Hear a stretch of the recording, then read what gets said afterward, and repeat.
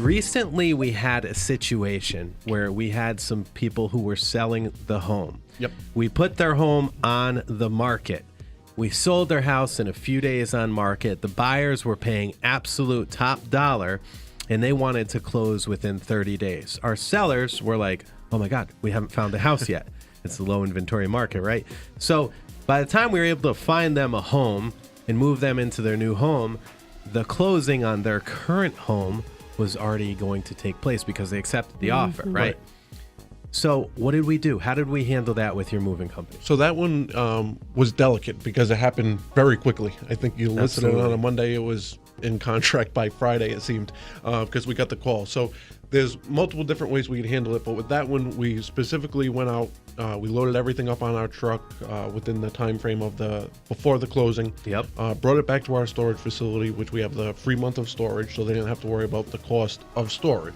Luckily, for the moving portion, we go out, we load everything up, we do a full inventory when it comes into our storage, so we know exactly how many boxes, how many pieces of furniture we have, and then we bring everything back out. The homeowner then checks off the inventory, making sure, we call it a bingo list because the guys are yelling out numbers and letters, and the customer's going through and finding to make sure that they have all their belongings that arrive back to them. Is there a lot more cost involved in doing it this way? There's more cost because we're touching it multiple times at that point. Got it. So we have the load, unload at our storage facility, then reload at our storage facility, then the delivery back So out. it's an extra. It's like an extra move in a way. It's an extra move. So there are a few ways that we can try to deter from adding that much more cost.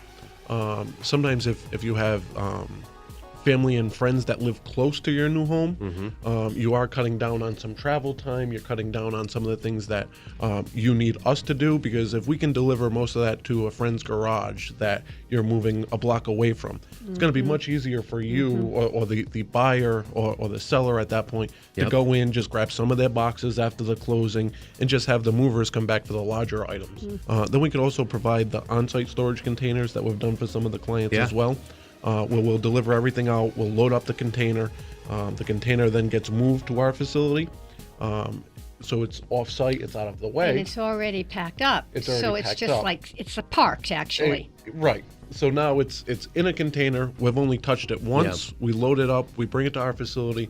Then when you're ready, the client's ready to receive their belongings, we deliver the container back out. So that's more cost effective. It is at the end of it, but it all depends on spacing. Well, because not every driveway can fit a 20-foot container for a few days.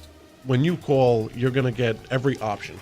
And we're going to explain why this might fit you better to stay away from a storage container versus, it's going to cost more because we have to do multiple moves. We're going to give you all the options up front. So that way when the truck shows up exactly what your cost, or pretty close to exactly what your cost is going to be by the end of it. So there's no bait and switch or, the mover said it was going to be $2,000 and now it's $5,000.